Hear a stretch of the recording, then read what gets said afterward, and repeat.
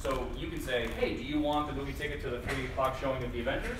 The user says yes, they dictate their PIN, and boom, they're off, and they have purchased that ticket, and it gets added to their account, or however you manage that inventory. So that's in-skill purchasing with Amazon Pay. The core focus of today, however, is not that. That requires a merchant account, it requires you to have, I don't know, inventory of some kind of product, and that's not what we're focused on today. So the things that we're going to focus on are the real, like, in-skill purchases. We're actually buying things that are in your skill. And one example of that is what we call a one-time purchase. So a one-time purchase is something that you unlock forever. So this is, let's say you're playing an interactive storybook skill, and you've gone through their first one, and they're like, hey, we have 7 other awesome stories available. We have the jungle adventure and the mountain adventure. Would you be interested in purchasing any of these for $1 or whatever? And they can say yes or no and go through that process. But then once they bought that, they own it forever. And a good analog to this that I like to use to keep it fresh in people's heads, because it's easy to blend a lot of these concepts, is the idea of a book. When you buy a book at a store, a physical book, and you use the book, you've read the entire book, you still have the book. It isn't gone, it hasn't been used up, it isn't disappeared in some way. You still have the book, and you can continue to use that book as much as you'd like. The second one is subscriptions. I think everybody has had a subscription in the past. I know this is a pretty popular subscription at times. A subscription is something that you pay for on some sort of cadence, maybe an annual cadence or a monthly cadence. And the idea is that you unlock features inside a skill that they pay for on a month-to-month or a yearly basis, and it allows them to have access to whatever content you offer for the time that the subscription was available. So these are the 2 things that we're really looking at today. We're going to start by building a very simple one-time purchase example, and then later today we'll build one that has both. But you can see that there's pretty obvious differences between these 2, right? When they buy a one-time purchase, they own it forever, and they should be able to continue using it forever. Whereas subscription, they have access to it while their subscription is active. And you can use them in tandem. In fact, I'm going to show you an example here in just now of a skill that I built that I'm calling TKO Trivia. It's a pretty sizable trivia game. And the idea here is that I have 20 different categories of questions. I mean, I say sizable because, one, there's 20 categories of questions, and each category has hundreds of questions. So lots and lots of trivia questions inside this skill. And in doing this, I was trying to find ways to effectively monetize this skill. I thought one thing people might be interested in is they really like music trivia. So they just want the music trivia questions, the one category out of 20. And so I give you that ability. You can come in and say, I want to buy the music category. I unlock that for you, and now you can do any of the music questions that you'd like. But you might also just want access to all of them for a fee, right? So I also offer a subscription where you can unlock all 20 of the categories, but only for the time that the subscription runs. And both of those really unlock the same thing. So if you buy the subscription, you have access to that music category. But if you don't want to buy the subscription, you could just buy the music category, right? Does that make sense? So let me give you a quick example of kind of how this works and what the flow looks like. Pay attention to a lot of the words that Alexa uses as we go through this. We'll talk through the flow and what Alexa says versus what I say in my skill, but I want you guys to just get a feel for what a monetized skill sounds like. So we'll start with Open TKO Trivia.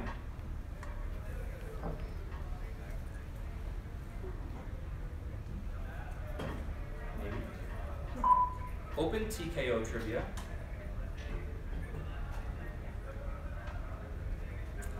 Let me refresh my browser and try that again. Open TKO Trivia. Am I connected to the internet? Yes.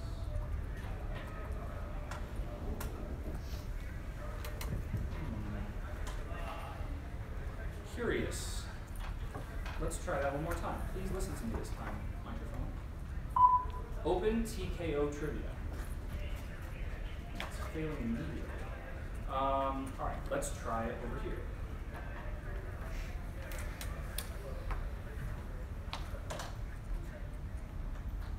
Sure why that's not working.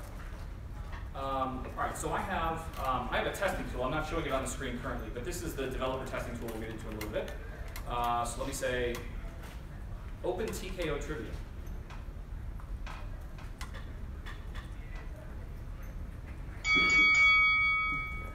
It looks like Jeff Blankenberg is ready for more TKO trivia. You didn't complete your quiz last time. Do you want to finish it? No. Okay, you can come back to that later. What would you like to do instead? Give me a science question.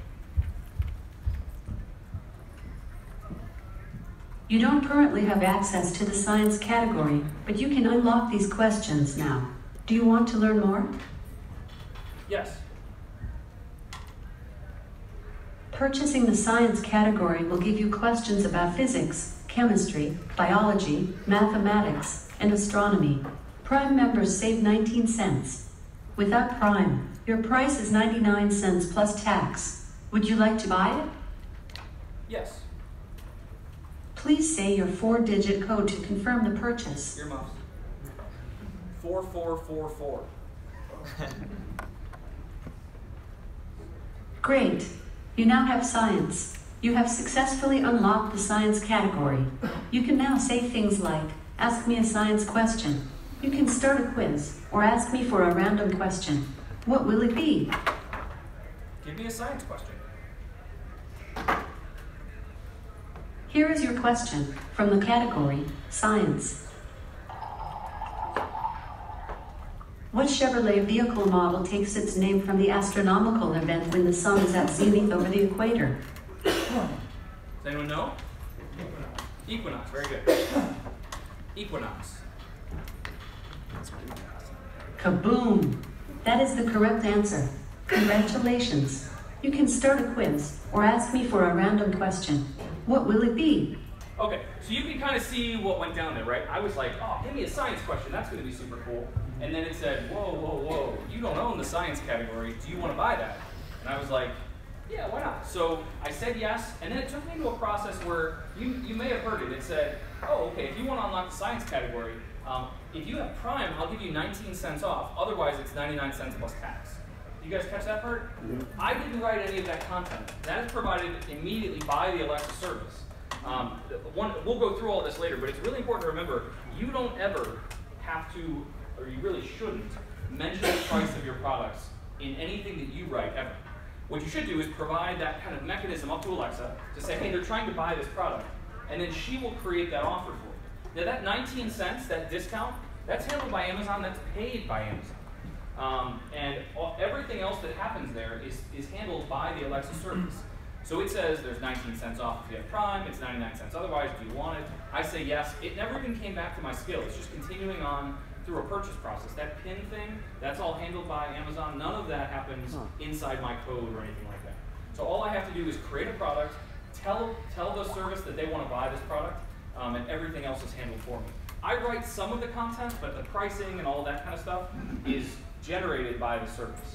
I can tell it how much I want to charge it. If it was $10, she would have said it's $10. With Prime, it would have been $1 off because it's $2 off because it's a 20% discount.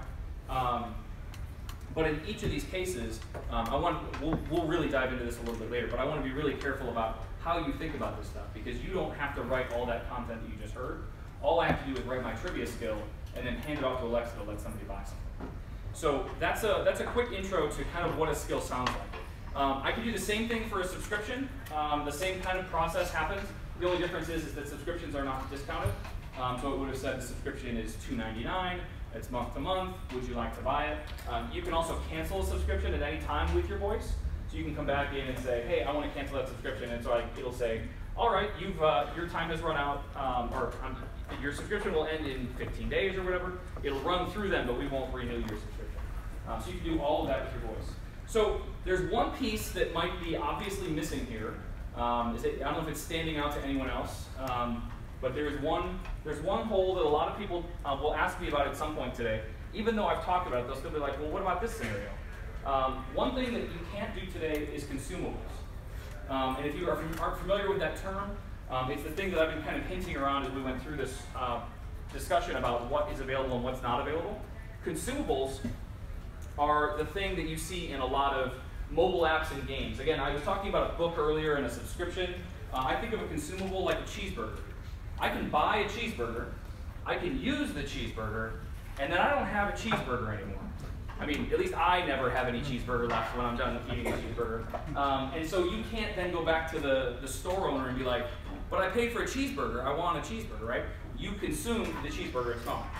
If any of you have played literally any mobile app in the last 5 years, you're familiar with consumables. This is from Fortnite. The idea that you can buy coins and gems and all that kind of stuff. So I want to make sure that I touch on this because otherwise a lot of people will say, well, how do I do that? This just isn't supported yet, but the idea of consumables is certainly an appealing one and something that I hope we will support in the future. Is it digital goods only? For the things that we're doing today, it's everything inside your skill. Yeah. Physical goods and services are handled by that Amazon Pay that I mentioned earlier. I see, okay, got it. And a lot of the same ideas apply, but there's different accounts and ways that you set some of those things. Got it, okay. Does Amazon handle remembering the purchases and things like that as well? It does. So I'll get back to that in a second. Yeah. So the way everything is handled is all handled by the Amazon service. So once they purchased it, and as soon as we get into the code here in just a second, you'll see it. But I basically call an API, get a list of the products that are available inside my skill for that user, and then it tells me this one has been purchased, this one has not, is their subscription active, those kinds of things. And then I use those as variables in my code to say, oh, they do or don't have access to this stuff. But basically, every time you start your skill up, you'll want to call that API, grab your product list so you can see what that user has. All right, so this is what it's like to add an ISP to my skill on that CLI. Inside my skill, I'd say ask add ISP. ISP is an in-skill purchase. It asks me, do I want an entitlement or a subscription? Entitlement is that one-time purchase. It asks me to give it a name. In this case, I called it demo item, and I've created the product. I'm going to do the same thing with the subscription just so you can see what that looks like. Ask add ISP. Then I will add, I'll choose the subscription type this time. I'll choose the subscription template, and I'll give it a name, which is demo subscription. This is what it's like to create a product. It's very, very simple, but obviously there's a lot of data missing, right? There's more things that I would need to include to actually sell something. So what I want to show you is what all this really does is create a file. You can see that listed here, this JSON file here, this JSON file here. So this is what one of those JSON files looks like. It's a little hard to read, and that's fine. You're going to have your own version of this in just a moment. And in that metadata, I have things like the name that it's going to call it. So I have name science here. I have a summary, I have a description, I have things like product prompts. So this purchase prompt description, purchasing a science category, we can get questions about physics, chemistry, biology, mathematics, and astronomy. You probably heard that when we were going through the purchase process. So I mentioned that Alexa handles it, but Alexa also pulls some of my content from this document. Alexa also pulls my purchase price, which is sitting right here. So in each of these cases, all of this metadata is saved in a JSON file and then uploaded to the cloud into the Alexa service so that it knows all of your products that are available, and then it uses the metadata inside that product to sell the product, to figure out the discount, to do all of those things as we work through it. So I have these products. I can have as many as I'd like. I mentioned in my trivia skill, I have 20 categories. So I have one ISP for each one of those. I also have the subscription.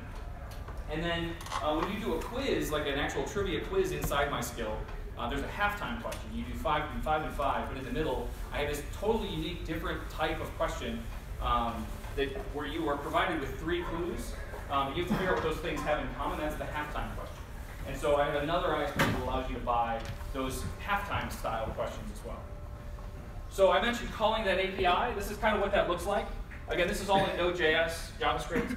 But you can see here that I'm calling out to this get monetization service client method. This allows me right here to be able to go out, call the service, and get the products that I have available.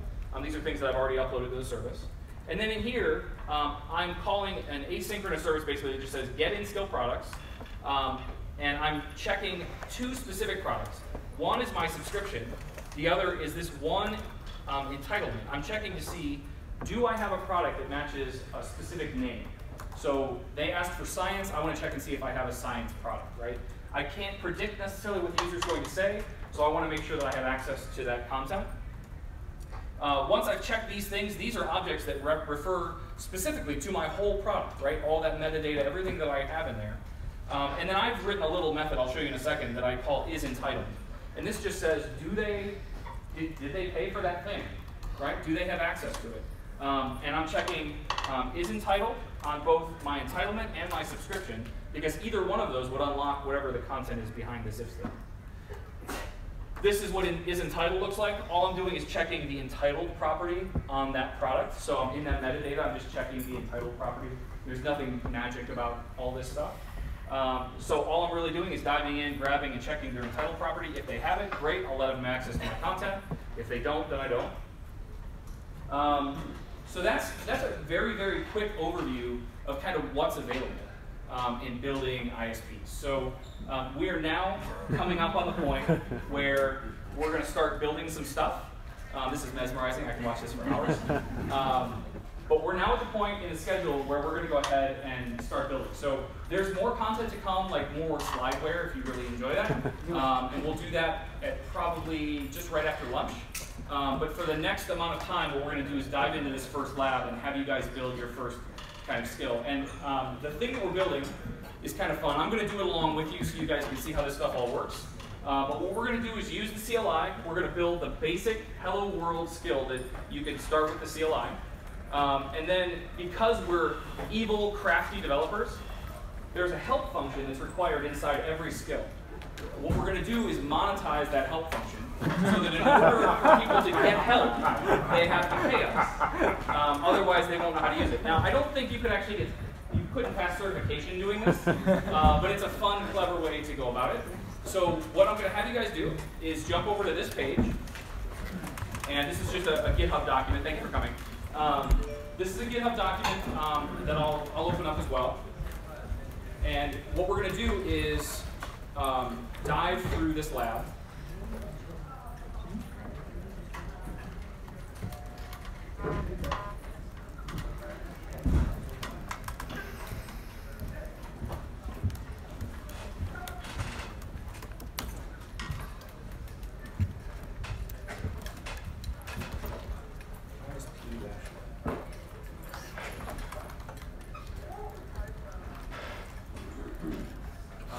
So I'm gonna turn off the slide deck. Does everybody have this URL? I want to make sure I don't take it off the screen. Yeah. Because you'll need this for all the steps and instructions and whatever. It looks like it redirected to something else. Yeah, it should redirect to a GitHub page. Should go here. I just If typed you it in, so it just, if should you just work. go to GitHub/Alexa and then go to the cookbook folder. Oh. These are, Okay. got it, thanks. Because this is, you guys are kind of guinea pigs for this lab, so I want to make sure everything's low already. Cool, all good. All right, awesome. So I'm gonna lose the presentation just for a little bit.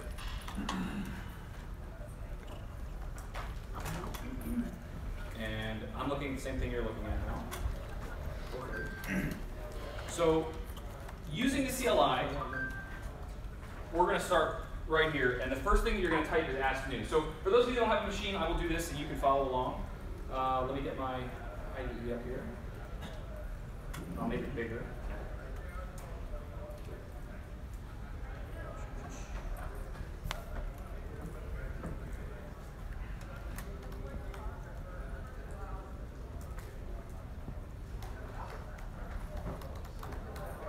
So this is my terminal, and what I'm going to do is say ask new. Now all the instructions are there, so if you want to move faster, that's totally fine. But for those that are watching, I want to make sure that you can see how all this stuff works. And I've already ruined this, so let me. I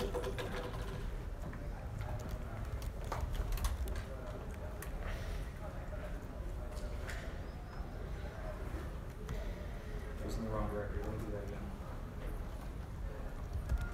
Nope, I don't want to do that.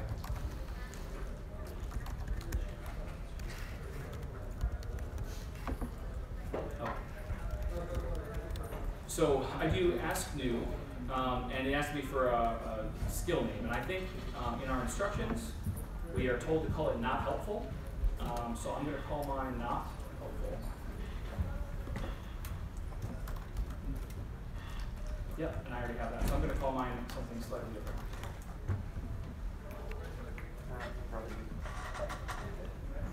Ask new again.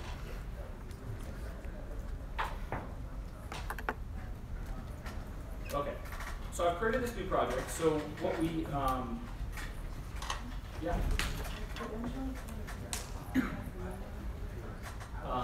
Yes, that, in part of the setup for the CLI, there's an ask init, and that should just prompt you to log in. I think it creates a config file for you right now.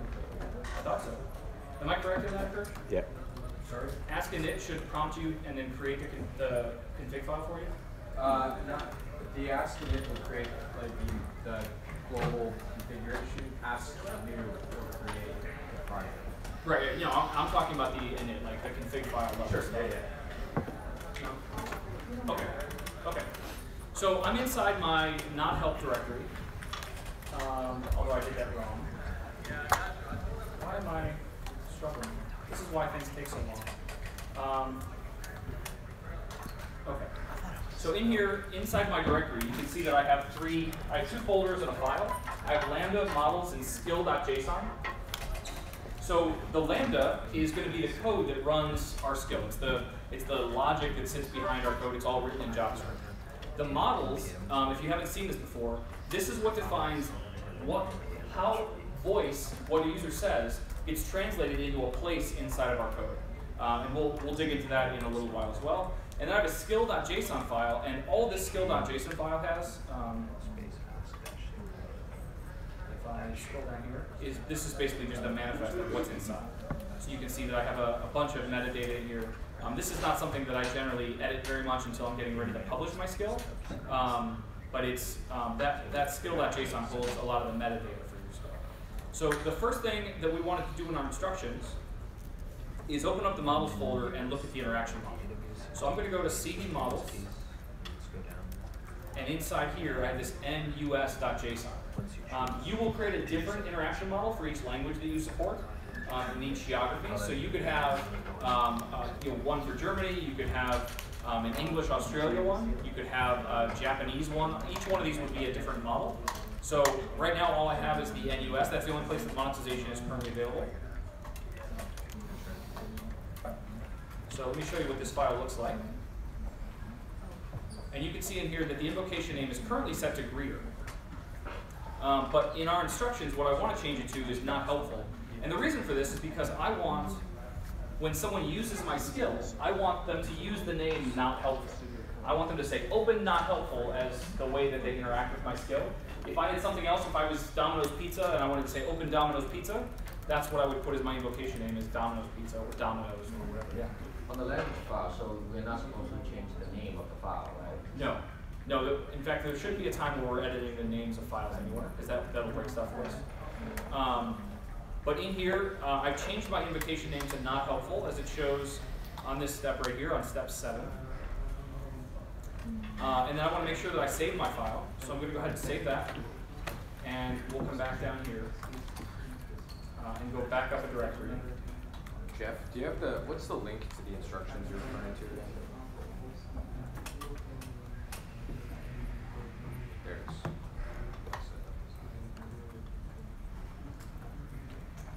Thanks. Hey, Kurt. Friend up here, please.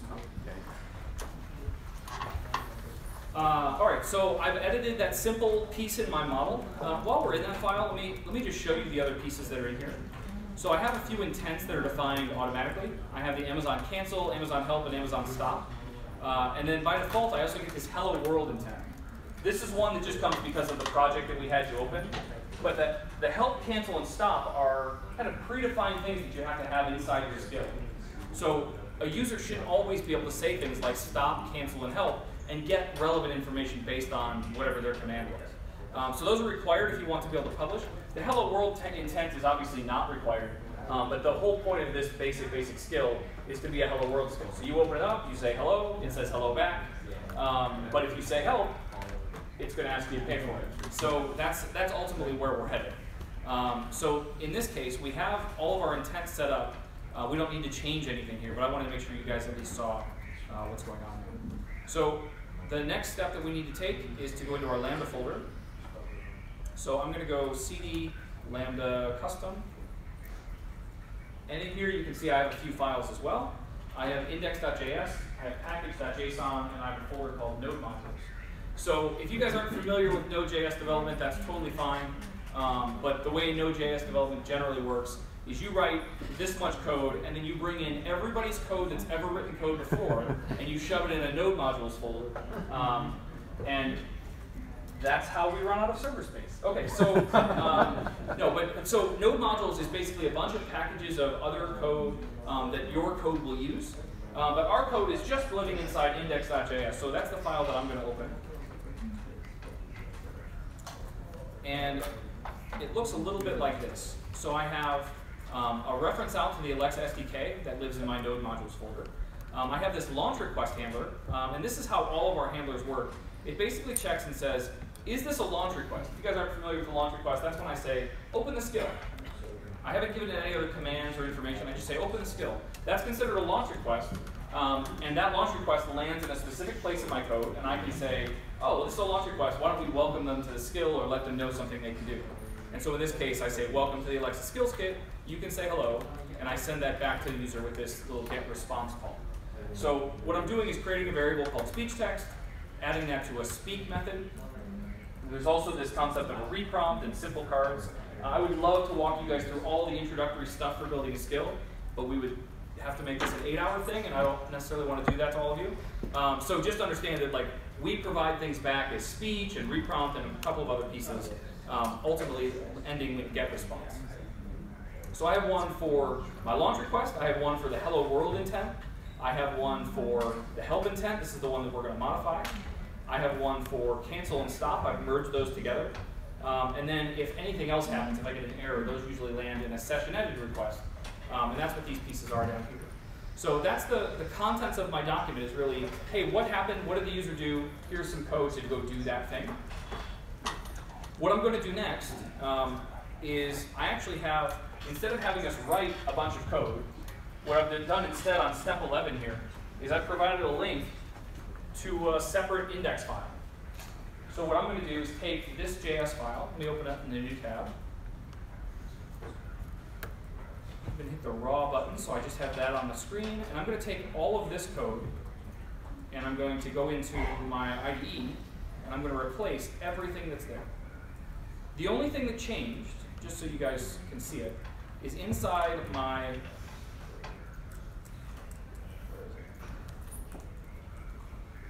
help intent handler right here.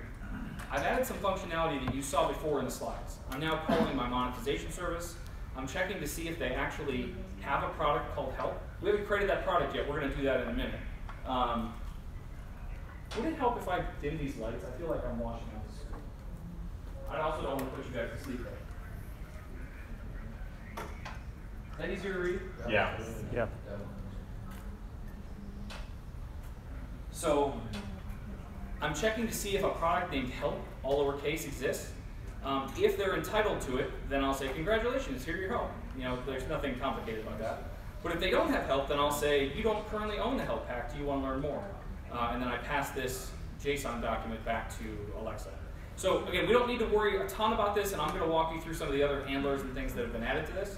But for now, all you needed to do was update that file with the new code and save it.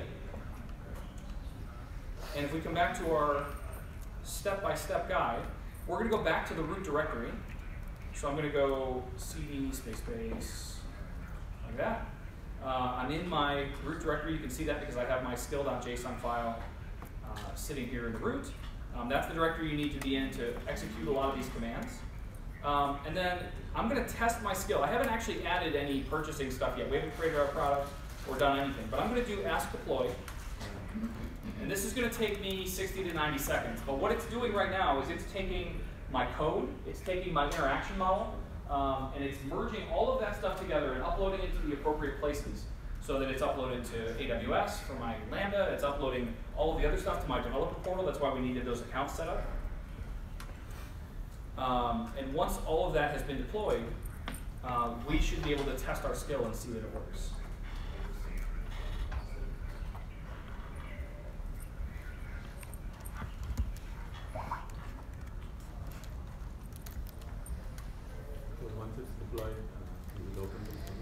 No, you have to go through a certification process to get your skill available to the public. What I'm doing is deploying it to the server so that I can test it and run it. So it's only in a development environment at that point. And once I'm done, when I feel like my skill is ready for the public, then I can fill out all the metadata, push that to certification. That usually takes 48 hours or so. And then once it passes certification, it will be live. What's the difference between certification for in-skill purchase? It's the same certification process, same people. The only difference is that there's more rules to follow if you have purchases in them. You have to make sure that people can cancel a subscription. There's a bunch of stuff that has to happen if you have in-skill purchasing. But there's no other difference other than there's a couple of more rules applying specifically to your ISPs. But it's the same process. Is it a code auditing, or what is it? Is it description based, or is it automated? No, this is definitely a human-based process. There are automated tests that are run, but there's definitely a human touching every skill. How long can it take, more or less? I generally see it happen less than 48 hours, but I think their promise is less than a week. So it could take longer, but I've rarely seen that occur. Maybe over like the holidays or Thanksgiving or something, it's slow. Okay, so mine has succeeded. I don't know that everyone's has succeeded, but I have my skill deployed. So what I'm going to do is jump over to my browser, maybe. I'm going to go to the testing tool. So if I go back to my list of skills, this is in the developer portal. You can see that I now have a skill here called not help. This is the one that I created. And I'm going to go ahead and edit that. Not really editing it, I just want to get to the testing tool for it.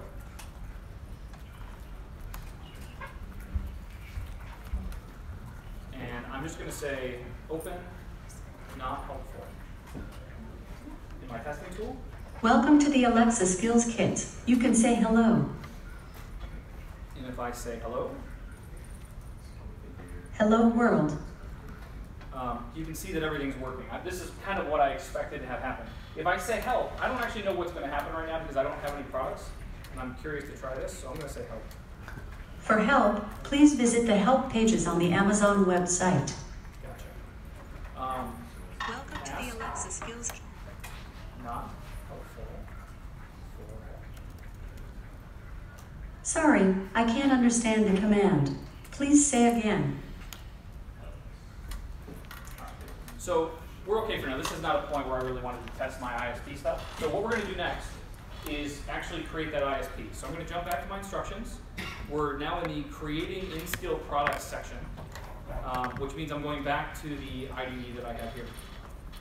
So we're in that same root directory where we just did our ask deploy. And this time we're going to do ask add ISP. And this is what I showed you before in my slides. It's going to say, what do you want to create? I'm going to create an entitlement. I'm going to use the entitlement template. This is just a JSON document that I start with. And in my entitlement template, I'm going to name it help. So I've created my product, and you can see that it's created right here, this new file at isps/entitlement/help. So I'm going to do cd isps/entitlement. And in here, you can see that I have help.json. So I'm going to open that file and show you what you start with, which is not a whole lot. So you can see here that I have a name. I'm going to give my thing a name, so we'll call it help. I have small icon URI, large icon URI. One of the unfortunate side effects of creating all of these products is that you have to upload them to the server so that they're available to use. That means that we require you to put a bunch of stuff in this in order to ever upload it to the server. One of those things happens to be these two icons. I don't want to make you guys sit and like get a paint or something like that open and create icons. So in here in the instructions, I have a nice little link that says placeholder images for your help ISP. And if you open this, it's just a simple S3 bucket. So if you have an AWS account, you can just log in. And I have two images here for you. You can just grab the URLs of these images. So my small icon is going to be the one that's 108. And my large icon, just do the same thing, paste 512.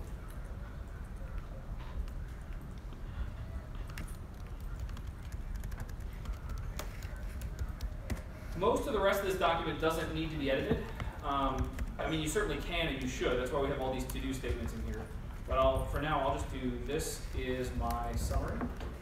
I think this is a good idea, at least initially, because then if you hear or see this content, you know what it is.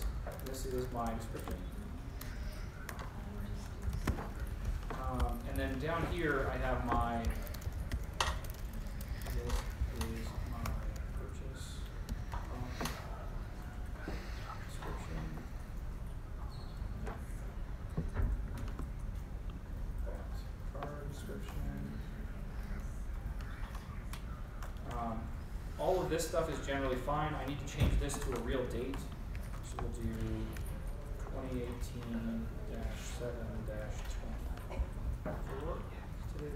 Today's the 25th. 99 cents seems like a reasonable price for this.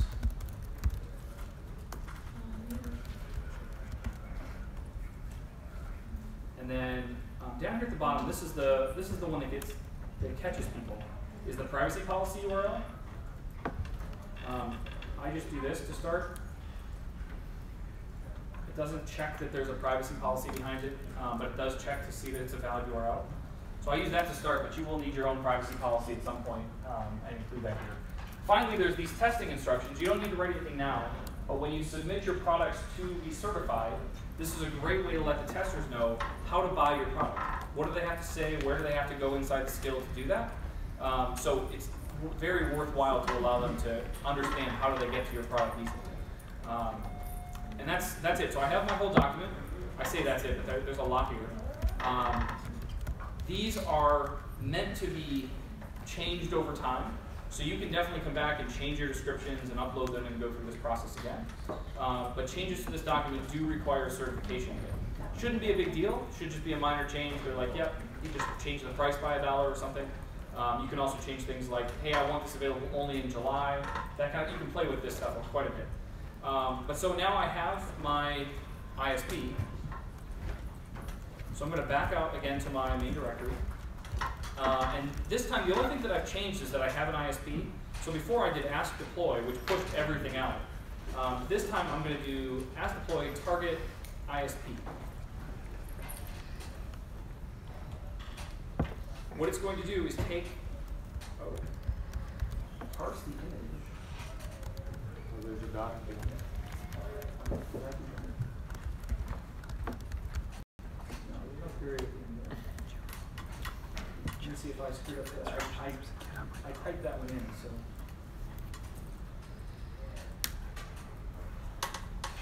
Let me see what I did wrong.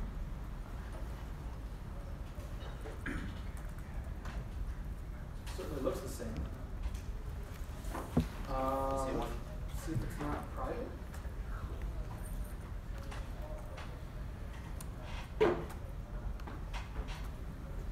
It should all be public. Let's try that one more time. Ask deploy target ISP.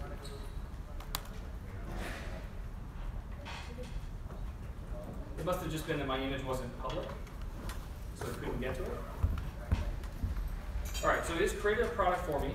This is now uploaded to the server, which means it's usable by my skill. And in here, you can see that it's given it this product ID. You shouldn't ever need to see or type or manage these product IDs, but it's good to know they exist. Another important thing that is not very obvious is that inside my directory, if I show you my directory here, I have a new folder called ISPs. There's actually another directory here. It's been here the whole time, but it's not terribly relevant until you have products. And so if I do cd.ask, that is another hidden folder that lives inside this directory. And if inside here, there's just a config file. And if I open this config file, it looks like this. In here, this is the only place right now that you can see your individual product IDs. So you shouldn't need them because you do a lot of lookups, and we'll look at that code in just a minute. But if you ever need to come back into your code or your directory and say, what is the product ID for that thing? I want to look that up because it's in my error logs or whatever. This is where you find it, is inside that hidden folder, .ask, inside the config file. And if you have lots of them, there will be lots of them listed there. All right, so I've now gotten to the point, if we look back at our instructions, where I have done the ask deploy, and I've pushed my ISP up. So now I actually want to test this thing. So I'm going to come back into my testing tool, which is here. And let's try this again. Open. Open, not helpful. Hello world. Open, not helpful.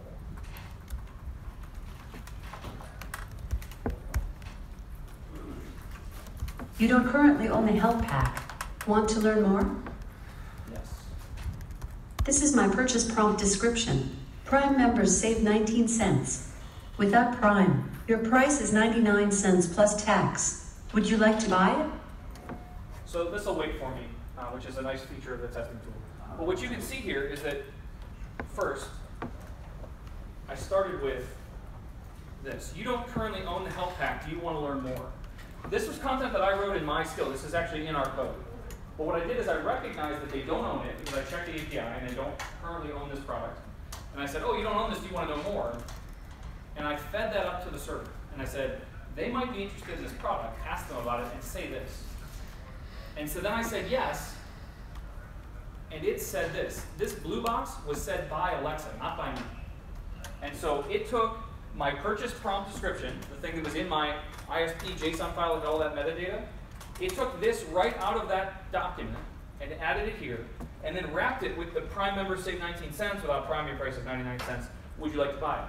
I don't write any of that stuff. That stuff is generated by Alexa. Welcome to the Alexa skills. Sorry about that. No, you're totally fine. If I hear audio, like that's awesome. You're testing, it's working. That's awesome. I say yes. Please say your 4-digit code to confirm the purchase. 4444. This testing tool does not like you typing numbers. You can type numbers, it just won't recognize them the same way. Great. You now have help. You can now ask for help. How can I help you? Now if I ask for help, Congratulations. Here's your help. You can say hello to this skill, and I'll reply to you. so I've now purchased that product. As I'm testing, that's awesome. I just did the thing. When I'm in development, it doesn't actually do a transaction. I didn't actually pay for it. So if it's in the development state, you're not, you can buy things left and right and not worry about it. And the code you put in, is that something, is that just like you put in any numbers it'll accept in the testing process? Or? What do you mean by any numbers, like any price? No, like when you're putting in your PIN there. No, that's my actual That's PIN. your actual PIN for this thing. Okay, gotcha. And the PIN is tied to my Alexa account. So that is the PIN that you use to lock out all purchasing on your account. You can also turn the PIN off. And so for you, you may not have a PIN at all. Right. But because I have a 10-year-old son that's crafty, I have a PIN. Oh, is that? So that's the only reason that that's there. Okay. But I'm now at a point where every time I use this skill now, I have unlocked that and it is entitled in the development state, right? If I deploy this publicly and I use the public version of it, I haven't bought anything. And if I buy it in the public version, I will most certainly pay for it, even if I'm the developer of the skill. Right. But in the development version and any beta testers that you add to this skill, they'll all be using the development version, which means all the purchases are free. They can feel free to come in and try and buy and do everything they need to do without actually spending money. It acts as if they have paid for it, but they won't actually ever get charged. And so this is kind of the process that we go through to buy these things. The catch to this, of course, is that I want to test that again. I already own it. How do I get past that, right? So I don't think I covered this in my instructions. I don't think that I did, but in here there's this in-skill testing guide. Let me just show you where this thing lives. There is a reset purchases using the Ask CLI, and in here it's just a. I'll show you the actual syntax. It's Ask API reset entitlement, and then the only other piece that you really need out of that whole thing is the ISP ID. So I think if I just take this, just to demonstrate how this works, it's that, and then remember I had a config file that had my product ID. I guess I gotta get that. Oh, I got it right here. So I take that, add it on the end.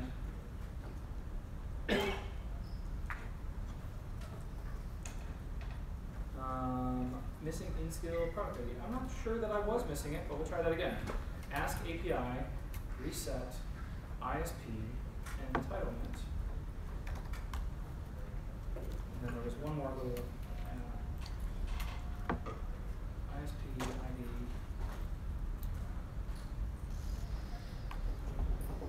Okay, so I've reset that entitlement, so now the next time that I use that skill, I won't have help anymore. I'll have to purchase it again. I need to figure out a good way to share this, but I have, I worked with a teammate of mine, his name's Amit Jawani. He knows Python a whole lot better than I do, and he created an awesome file for me that I want to show you guys, and then I'll figure out how to put it someplace where we can all get it. But if I come into my trivia game that I'm working on, I have this really nice Python file. This is the entirety of it. This is the entirety of my Python file. Stop it. Oh, nice. And what this does, you know that config file that I mentioned that's kind of sitting hidden? This thing goes in, looks at your config file, finds every single product that you have, and just one by one resets all of them for you. So all you have to do is run this quick Python script, and you don't have to worry about like remembering that. That's why I didn't remember the syntax, because I never type it anymore. But this thing goes through and resets each one of your individual products, both subscriptions and entitlements. So very, very handy, and it doesn't matter what your file is or product is. This thing will just look at your config and read through it to reset them all. So I'll figure out a way before we leave today to get you guys access to that. But it's pretty simple and straightforward. All right, so back here in our instructions, the last piece was to test it, which we've done. We've gone through, we've bought our product, and we've reset it. So there's some extra credit that I have here, and we're certainly going to have some time. So what I want to do now is, I'm not going to build out all the extra credit. We're not going to go through all this stuff. But these are certainly things to think about. How would I add a subscription? How would I adapt my code to allow either the entitlement or the subscription to be used? And then for a skill that I'm thinking about, how would I diagram out how this stuff might work? So what I'd like to do instead is dive into the code that we're actually working on. Because I don't think we spent a lot of time actually in this code, the one that's running now. I had you guys copy and paste this code in, but I really want to explain what's happening here. Like how did all that stuff work? How did we create a file that now can sell health? Quick question. So I got it to work, but when I ran the simulator, it didn't ask me for the PIN. Remind me again. That means you don't have your PIN turned on to your Alexa account. As I'm logged in as to my developer account. Right. So my developer account. Your developer account is also an Amazon account. So I'm testing this as the developers, as if that was a consumer. Yep. Got it. Okay. Yep. Makes sense. Thanks. So once this skills get deployed, does it get deployed to my Alexa account? Like yes. if I go home? Yeah, if you installed the CLI and you set up the Ask Init, you logged in. Right. And so whatever account you logged in with is where it's going to be. Okay, so that's my Alexa account. So if I go home, it'll work on all your devices. Okay, I can just say in my home Alexa, I can say open not helping. Yep. It'll be there. Yep. Okay. Yeah, and any skills that you build, okay. Once they're in a state where they're testable, yeah, you can use them on any of your devices as well, assuming that device is logged in with the same account. Right. Yep. All right, so the launch request handler stuff doesn't change. The hello world stuff doesn't change. It's the help handler that we really modified. And then there's a few other pieces that I didn't talk about that I want to show you as well, because we'll use those this afternoon. So get monetization service client is this call that I make out here. I guess I should say the first thing we do is check what the user's locale is, because we want to sell them the right product. Right now it's only available in English, US, but eventually this is going to roll out to all of the other regions that we have Alexa in. And you want to make sure that if you have a product that's specifically for your Japanese customers, that they're written in Japanese, you want to make sure that those are the ones that they're getting. So I call this get monetization service client. I get the products down for that specific locale. That's what I'm calling here. Get in skill products for that locale. And then in here, I'm checking and I'm creating an object called product that specifically is looking for a product named help, which is what that string sitting there is. This is the whole point of this really is to grab the entire list of products, filter it down to just the one that has a reference name that is help. I can show you what my reference name looks like. If you look here, I have up here at the top, I have a reference name, and my reference name is help. That's the product that I created, right? So I'm just filtering down my list of products to the one that matches the thing that I'm looking for. Once I've done that, I'm checking to see, is it entitled? And if it is, I say congratulations, and if not, then I say you don't currently own it. And this is the thing that triggered that entire purchase process. So I have a connections.sendRequest JSON type file that I send up, and I'm saying, hey, I want to do an upsell. So we'll get into the definitions of all this stuff in a little while. But I basically say, hey, I want to upsell this to them. They requested a product, they don't currently own it, so I'm going to tell them about how they can buy it. And in here, I provide the product ID, which again, I just pull right out of that file. I never had to see it or know it. I just need to know that I need to get it out of that file. And then I also get to provide this upsell message. The upsell message is the thing that it says first, right? If I go back to my testing tool, in here, we had, my upsell message was this one. You don't currently own the help pack. Do you want to learn more? It always needs to end with a yes/no question, because if they say no, we end the purchase process and we go back to whatever they were doing. If they say yes, that's when we move into, here's the price, prime minus 19 cents, all that stuff. So, And that's the purchase prompt description? no, it's whatever you want. So I am literally creating an upsell message and sending it in. When it gets into when it gets into the next piece, this piece here, it starts with the purchase prompt description, right? So it'll pull that right out of your eyes. Okay. And I have a great diagram that'll show you exactly how this stuff plays out. So we do that, we go to the upsell, and everything just happens on Alexa. Assuming they keep saying yes, they'll buy the product and be returned to our skill. But the return part is the part that we haven't talked about. So my next handler, my next function here, is an upsell response handler. So I'm checking to see, is it coming back as connections.response from an upsell? These are conditions inside the JSON that gets sent to my skill to say, are they responding to an upsell? Is that what's happening right now? And if that's the case, then what I'm checking to see is, on this line, was their purchase result decline? Basically, did I offer them an upsell and they turned it down at any point? If they did, then I say, okay, I can't offer you help. Would you like to do something else instead? Would you like to say hello?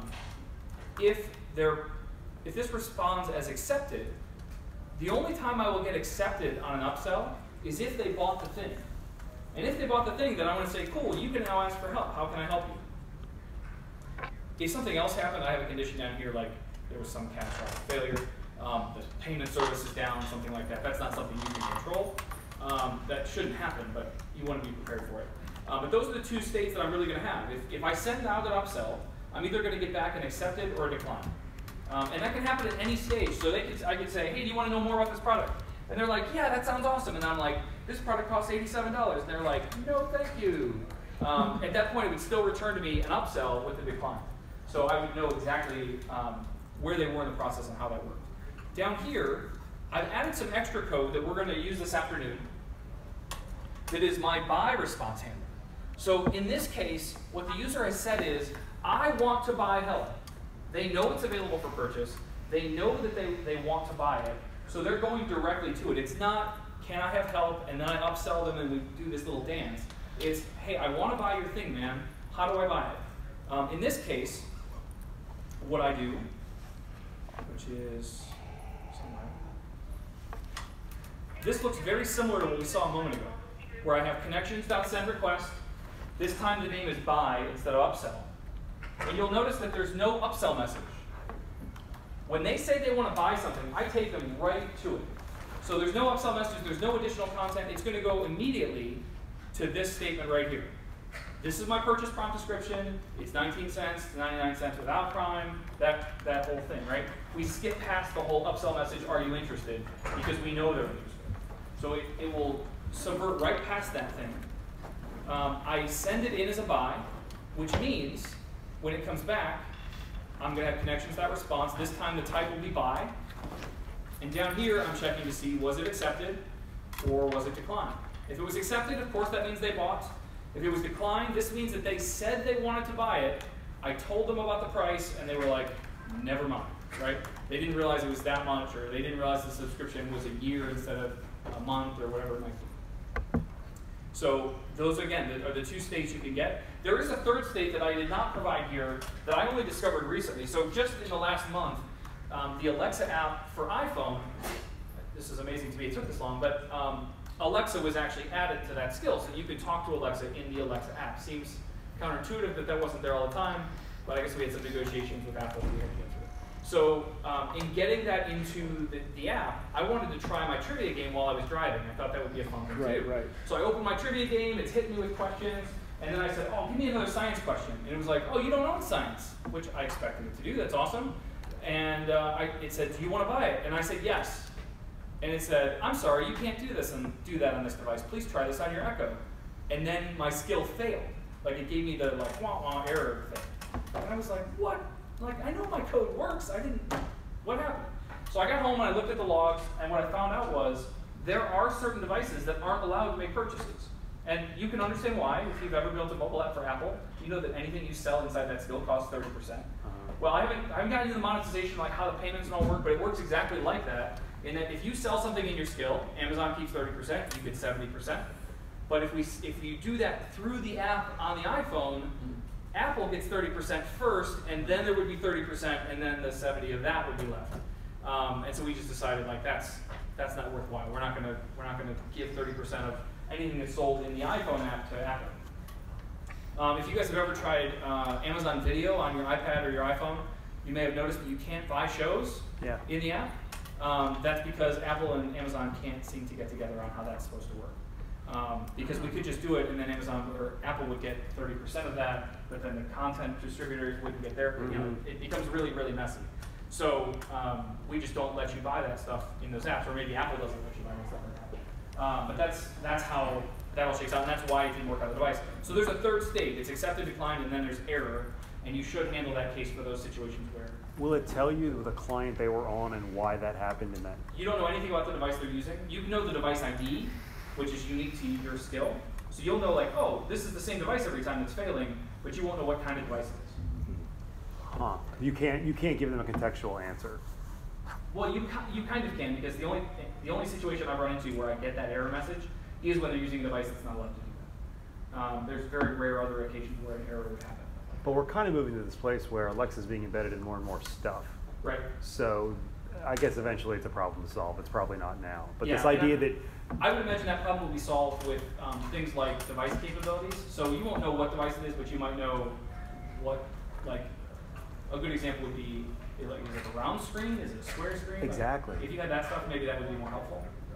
It won't give you a full answer as to like this kind of device, but you'll at least be able to narrow it down. I was thinking about that in the multimodal context. Like, you know, the idea today is like you have a responsive website, so it just kind of resizes. But some of the screens are so small, you need this idea of like, how do I target micro versus like something larger? Totally. You can't just assume you can collapse it the same way. The context is different. Yeah, I was thinking about that the other day. Completely agree with you. Sorry, man, go ahead. No worries. Is the purchase with their Amazon account? So if they disable the skill and then re-enable the skill back, will they still have the purchases? Oh man, this is one of those things that I keep meaning to look at. I don't know that I actually know the answer. I have a teammate that like is embedded on the product team itself that will be back in a little while. I'm going to ask her that question. Okay, cool. Because I don't want to give you the wrong one. I think the answer is yes, but I don't want to be wrong. The other kind of related question is there anything that we need to persist about the purchase process? Nothing. Not at all. You should not need to do anything because you're always calling the API to get the current state of everything, which is what you should do. Persisting it will only cause problems for you. Yeah, so that ties back to the first part of it. So if I just have the unique ID for the user, that changes if they disable the skill and come back. It does. So it seems like the purchase would have to be part of their Amazon. So yeah, it must work that way, but that's why I'm. Because otherwise, you'd have to. It seems like tie locally the ID to the fact that they purchased. Yeah. Let's talk with her about this. I think that would be a good one to unpack. Yeah. Actually, two quick ones. Go for it. Google Play also on Android? How much would you do in the app also? I don't actually know the answer to that one. I don't have an Android phone, so that's something that we should probably try. I could add you. Do you have an Android phone? I don't. That'd be worth trying. Somebody in this room certainly has one. It's usually half of people. So let's figure that out. But I would imagine it's the same issue. Okay, because I know that those were also 50%. Yeah. So I'm not sure, but I would guess so. Okay, and then can you do different variations of an upsell? Like if the first time the person does it, you do the whole like whatever. Yeah. So then the next time the upsell message is actually something that you send in when you want to upsell them. So if you want to change this message every single time, you can do that. I mean, I'm creating the string right here. So whatever I can put in that string, that could change every time the user comes back. So you could have a concept of knowing the person had already heard it once, so like repeat here's. Oh yeah, you'd have to persist that information, but you'd have to know like, this is the third time I've told them. But you can totally do that. Yeah. Can you comment on the merchant setup? Is it the same as Amazon Pay, or how is it actually credited? It's actually much less. So if you're in your developer account, if I come back here, let me go back to the main screen. So when I'm here, if I go to, is this what I want? Yeah, so in here, if I go to settings, and I go to tax identity, hopefully this doesn't put my social on the screen for you guys. All you have to do is fill out these 2 forms, which is just basically your tax information. Where do we send the checks? That kind of stuff. But no, there's no merchant accounts or any of that kind of stuff. You just need, but if you don't set this up, they will send you an email like, hey, you earned some money in your skill, but we don't have a way to send it. And I think you get a month or 2, and if you haven't done it by then, you don't get it. It kind of expires. Does the merchant have to be in the US? Because it said, No, you can sell from anywhere. You just have to have that information set up for you. So you don't need. Go ahead. Yeah. So you don't need any like the credit card information or nothing like that. Nope. All you have to do is just. No, you provide. I think you provide in here. Like this is where I'm going to provide my like. Where do you send my bank money? Like electronic transfer. Right. Okay. And then this one is just if you want to display ads for a mobile app, so you don't actually have to do this one. But this one is if you're going to earn money, where do we send it? How do we attribute tax and all that stuff to it? But that's all you have to do. That's just in the main developer console. And this, once you have this filled out, this applies to building things with Kindle Fire and Alexa, and pretty much anything that's development related to Alexa or Amazon. If you have multiple subscription tiers, can you upgrade from one tier to the next or down? Not today. You'd end up with a really clunky experience where you have one subscription that's $2 and one subscription that's $5, and they got the $2 one, and you want to basically charge them the $3 more to get them to the other one. Is that what you're really thinking? Yeah, like if you have one level that has a certain amount of access, and then the higher level has all access. So like you they have the lower one, and then they try to do something that actually needs higher access, then it's actually you need to upgrade. Yeah, I mean, you'd have to say they upgrade, but the problem is that they don't really stack very well. So what they really have is 2 subscriptions, and they have to cancel one. The system doesn't handle like canceling or converting the one. You can submit a cancellation request the same way that we submit an upsell and a buy, but the user is going to have to navigate that with their voice to say, yeah, I want to cancel that thing. Okay, and then are cancellations always immediate, or is it almost like Cancellations of subscriptions are immediate, but the period of the subscription still is long. So it's like turning off an auto renew. It's like turning off an auto renew. Yes. So if they had 7 days left on their subscription and they cancel, they still have those 7 days, but it won't renew on the 7th day. Okay. And then do you send that information back to us? Like if I wanted to know if a user is in that state, say like they're set to cancel, like is there anything in the response that would let me know that that person? I don't have any data to show you yet. In the developer portal, for your skill, if I come into this one, I don't think I have anything because it only shows stuff that shows things for live skills. But if I come into analytics here on my skill, if I come into, it doesn't even show up yet because I haven't published it. But once I've published it with analytics, there's additional categories here that will show me things like upsell percentages. How often do I upsell and they actually buy? Like, those kind of statistics that I'd want to know about. Is this working? Is it not working? But I haven't really gotten very deep into that stuff yet because I don't have a published ISP skill yet. That should happen next week.